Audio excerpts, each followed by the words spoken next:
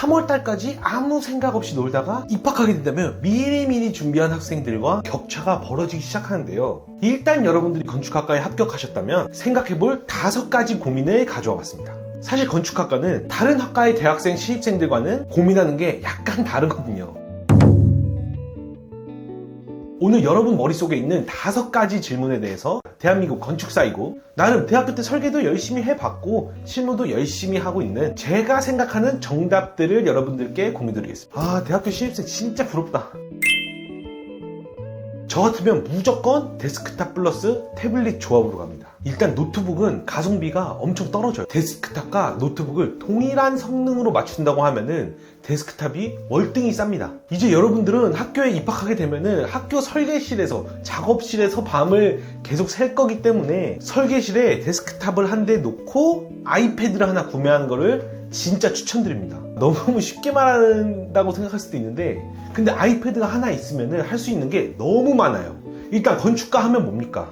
스케치 잘하는 그 이미지가 있잖아요. 프로크리에이트라는 어플로 스케치가 자유자재로 가능해서 내가 건축물 스케치를 직접 해볼 수도 있고 아니면 그거를 다이어그램으로 이렇게 내 패널이나 설계 설명서에 담을 수도 있어요. 그리고 대지를 이렇게 그려놓고 여기에 배치안들을 이렇게 그려놓을 수도 있고 뭐 평면도 깔아놓고 이렇게 바꾸면 어떨까 저렇게 바꾸면 어떨까 그걸 그대로 PPT에다 넣어가지고 설계 수업 때 PT하고 그리고 전공서적은 PDF로 만들고 그리고 수업 자료 PPT도 다 다운로드를 받아서 건축학과도 전공책이 꽤 두꺼운 편 중에 하나거든요.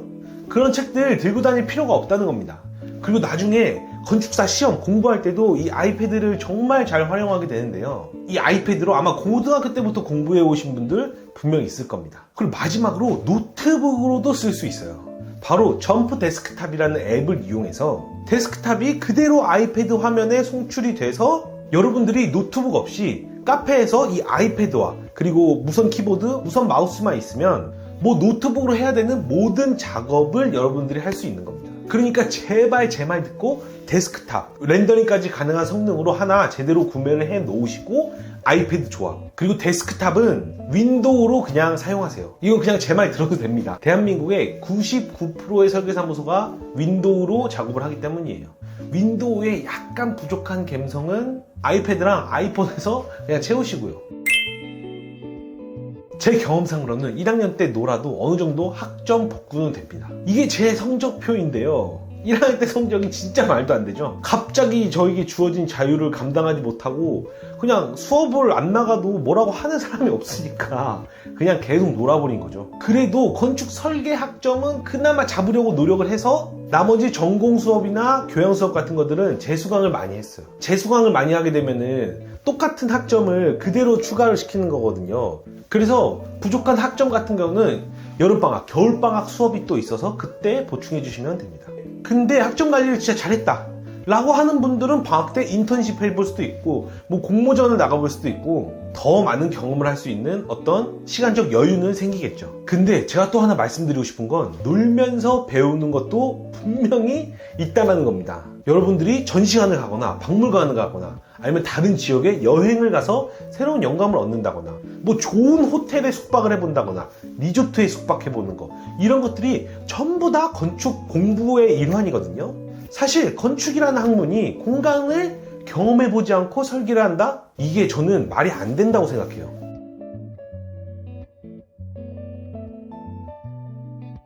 예전에 삼성의 이건희 회장님께서 삼성의 디자이너, 연구 개발자들을 미국으로 1년 정도 초호화로 놀고 먹고 하면서 진짜 부자들이 쓰는 게 무엇인지 보아라. 뭐 이랬다는 그런 일화도 있지 않습니까? 저도 요즘은 사실은 집, 회사 그것만 반복하고 있는데 뭔가 새로운 공간에 여행을 갔을 때 아니면은 어떤 새로운 공간을 처음 방문해봤던 그 첫 기억이 아직도 너무나 생생해요. 처음 카페에 가봤을 때 그 엄청나게 수많은 메뉴와 그 앞에 바 테이블 공간 뭐 이런 것들이 되게 새롭게 느껴졌고 처음 극장을 가봤을 때 극장의 대기실은 어떻게 생겼는지 이런 것들을 보고 경험했을 때 그 기억들이 하나씩 모여서 제 설계 프로젝트에 녹여져서 나온 것 같다고 생각합니다.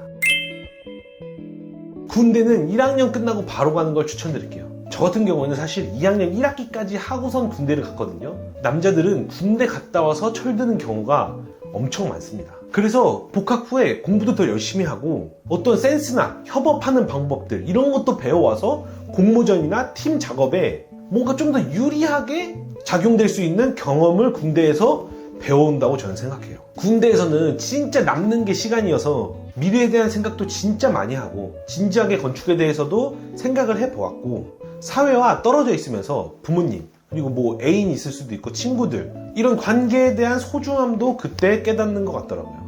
생각보다 본인이 하고 싶은 일을 군대에서 찾아서 돌아오는 친구들이 되게 많았어요. 제 주변에만 해도 군대를 갔다 와서 뭐 외국으로 유학을 간 친구도 있고 건축학과를 그만 다닌 친구도 있고 아니면 더욱더 건축에 몰입해서 집중해서 건축 설계 공부를 한 친구들도 있고 사실상 고3에서 대학교를 고민할 때보다 군대에서 기간 때 더 진지하고 여러 사람들을 만나면서 고민을 많이 하게 되는 것 같아요. 요즘은 군대 핸드폰을 들고 가서 뭐 좀 어떨지 모르겠는데 저는 군대에서 책을 읽기 시작하면서 정신을 시게 차리고 2학년 1학기로 다시 복학을 하게 되면서 학점부터 인생의 모든 것을 바꿔 나가기 했었던 것 같아요. 그리고 대부분의 친구들이 1학년 끝나고 가기 때문에 뭐 그냥 맞춰서 가는 것도 좋고 남들 갈 때 가는 게 제일 좋다. 자취 기숙사는 저는 압도적으로 자취를 추천합니다. 일단 저는 기숙사에는 나만의 공간이 없다라고 생각하거든요. 1인 기숙사는 잘 많이 없잖아요. 최소 2인이나 아니면은 다인 형태로 이루어진 기숙사인데 2인만 되더라도 그 공간을 온전히 나만의 취향으로 꾸밀 수가 없어요. 하나의 공간을 내 맘대로 꾸미는 경험을 해볼 수 없다라는 거죠. 그리고 자취를 하는 거는 일종의 어떤 건축적인 경험을 다양하게 해볼 수 있는데 도어락이 망가졌을 때는 어떻게 하지? 뭐 이런 것들이나 아 주방은 이렇게 생겼구나, 화장실, 변기, 세면대들은 뭐 이렇게 수리하면 되는구나, 내가 나의 공간을 꾸미고 수리하고 해가면서 이런저런 건축적 지식들도 많이 늘어나게 되는 거예요. 그리고 또 하나의 경험은 어쨌든 건축이라는 거는 상업적인 공간인 거잖아요. 뭐 공공 건물이 아닌 이상 건물이 가지는 임대료 이런 것도 사실 건축과 매우 밀접하게 연관이 돼 있는 거거든요. 이런 것도 내가 실제로 처음 경험해보는 공간인 거죠. 임대료를 낼 때는 뭐 어떻게 하는가, 가스비, 전기세, 뭐 수도세, 공용전기세는 뭔가, 공용관리비는 또 무엇인가, 뭐 이런 거에 대해서 다양하게 알게 됩니다. 일단 책이라는 것에 정의를 한번 다시 내리고 싶어요. 이 영상을 먼저 한번 보여드리고 싶습니다. 이분은 유정수라고 근로서울 대표님이에요. 공간에 건축적 센스를 입혀서 공간의 가치를 더욱더 극대화시키는 그런 종류의 업무를 대한민국에서 가장 잘한다고 볼 수 있죠. 근데 이분이 하는 이야기를 이걸 한번 들어보세요. 준비된 창업가가 되기 위해서 추천할 만한 책이 있다. 준비된 창업가가 되기 위해서 추천할 만한 책은 없고요. 그러니까 따로 책이 있는 게 아니고 두 가지. 통 생각 안 하시는 게 이 두 가지야. 직원 관리와 그리고 친절 교육, 이게 전문 분야라는 거를 깨닫고 이거와 관련돼서 교육하고, 그리고 요새는 책보다도 유튜브나 이런 데 강의가 너무 좋은 게 많기 때문에 강의를 보면서 배우시고 연습하세요. 책 추천을 해달라고 하는데 영상을 보라고 하고 강의를 보라고 하잖아요. 그러니까 건축학과 필독서를 추천해달라는 여러분들의 그 마음의 그 가장 아래 단계에 있는 욕구는 건축학과에 들어가기 전에 건축적 지식을 내가 쌓고 그거를 활용해서 과제에서 뭐 앞서 나가거나 아니면은 교수님과 뭐 한두 마디를 더 나눠본다거나 공모전 결과물들로 좋은 성과를 내고 싶다라는 그 욕망이 있는 거잖아요. 건축학과 필독서라고 얘기하는 아니면 뭐 건축학과 책이라고 이야기하는 것들이 어떤 건축적 지식을 이야기하는 것도 많지만 그 사람의 인생과 경험에서 나온 건축관인 거예요. 그 건축관을 읽는다고 해서 그 건축관이 내게 되는 것도 아니고 나와 똑같은 경험을 한 건축가도 없어요. 오히려 다른 사람이 아니라 내 스스로와 생각해 볼 때 그런 아이디어를 많이 얻었던 것 같아요. 이 공간은 어떻게 사용돼야 될까?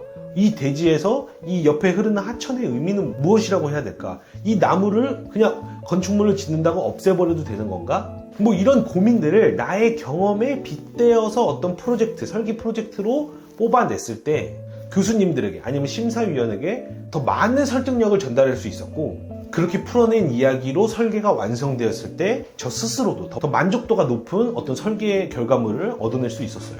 사실은 요즘 건축 책보다는 진짜 그냥 셜록 현준 교수님 유튜버 보고 유정수 대표님 유튜브 보고 AI 관련된 여러 석학들, 교수님들 영상 보고 브랜딩, 마케팅, 심리학 이런 채널들을 보는 게 어떤 건축적 아이디어나 영감을 얻기에 더 좋은 것 같더라고요.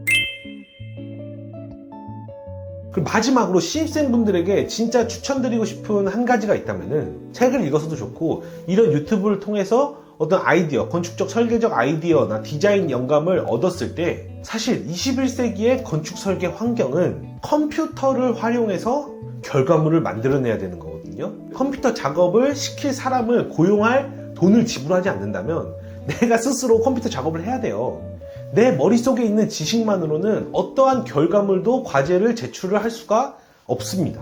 그래서 여러분들은 CAD라는 어떤 2D 드로잉 프로그램을 배우게 될 거고 3D 모델링 툴을 다루게 될 거예요. 저는 라이노와 그래사퍼를 추천합니다. 그리고 레빗이라는 BIM 모델링 툴도 배우시게 될 겁니다. 그리고 렌더링 툴도 배우시게 될 거고 PPT를 통해서 보고서를 이쁘게 만드는 일러스트, 포토샵 요거까지 프로그램들을 다 배우게 될 겁니다. 그래서 저는 건축학과 학생이라면은 이런 툴을 잘 다루는 것도 반드시 중요하다고 생각을 하거든요. 3D 모델링 툴 같은 경우에는 프로그램을 다루면서 공간에 대한 어떤 형태에 대한 지식도 같이 늘어나는 것도 있어요.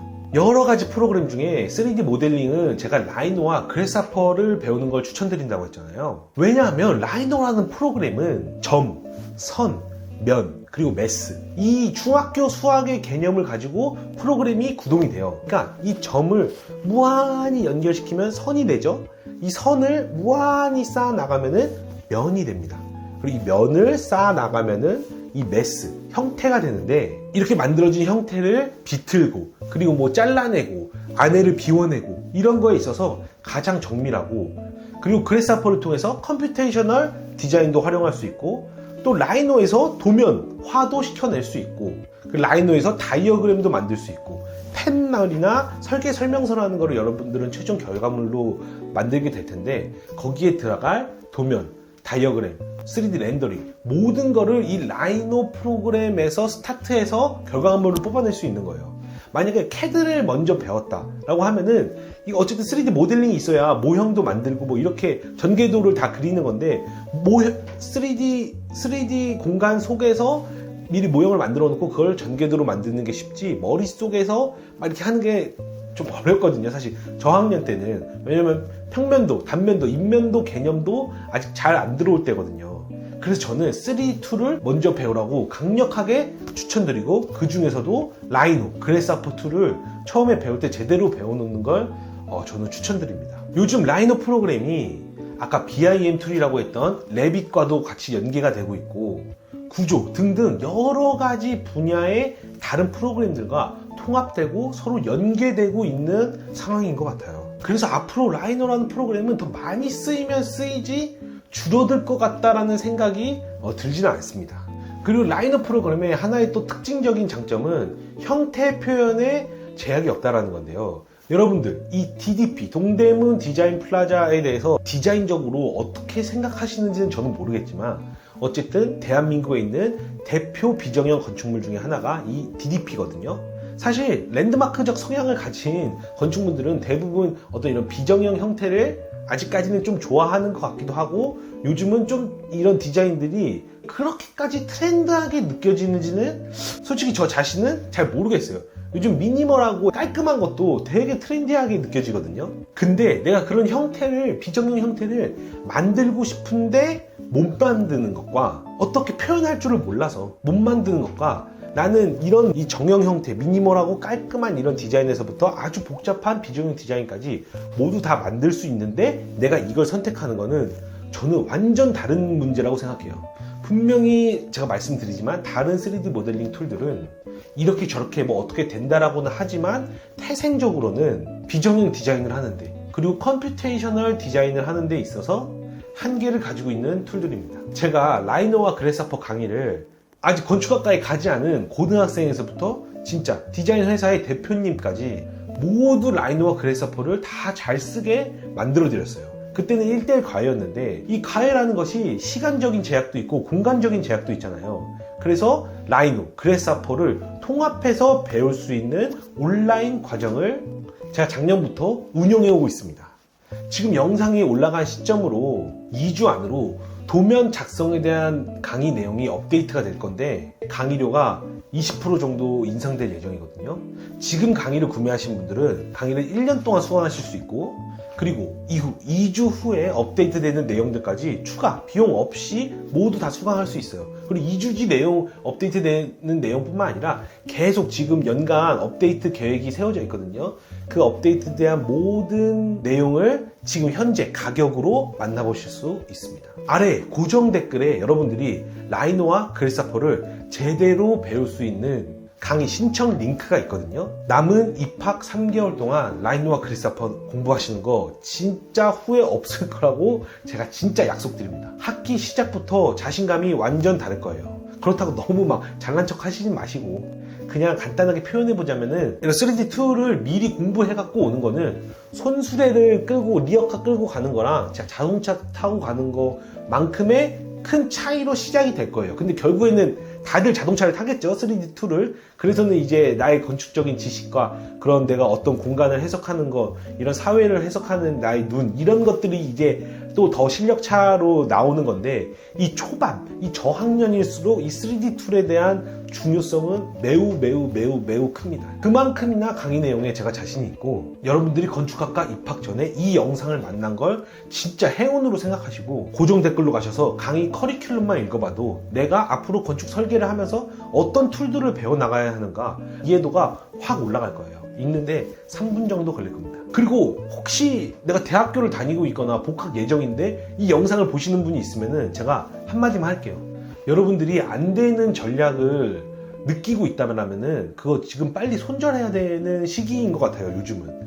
고개를 좀 들고 주변이 사람들이 어떻게 하는지를 좀 보시는 거를 추천드릴게요. 옛날에는 뭔가 버티면 된다, 존버, 막 이런 어떤 전략도 하나의 전략으로 인정을 해줬는데 요즘은 GPT가 나오면서 AI에게 질문을 하면 최적의 전략이 뭔지에 대한 답이 바로 나오거든요. 친구들이 아니면 내가 원하는 회사가 따라서 만들어보고 싶은 그 건축가가 하는 디자인이 우리 학교에서 설계를 제일 잘한다는 선배가 그 사람들이 쓰는 어떤 프로그램이 뭔지 좀 확인을 해보시라는 겁니다. 그리고 추가로 고정 댓글에 있는 모어메스 회원 가입만 하셔도 제가 실무에서 쓰는 라이노 단축키를 받아가실 수 있게 자료실에 올려놨으니까 그것도 여러분들 모두 회원 가입하시고 받아가시면 될 것 같습니다. 오늘도 긴 영상 함께 해주셔서 감사하고 오늘 영상이 유익하셨으면 저희는 다음 영상에서 또 만나 뵙는 걸로 이렇게 약속을 드리겠습니다. 감사합니다.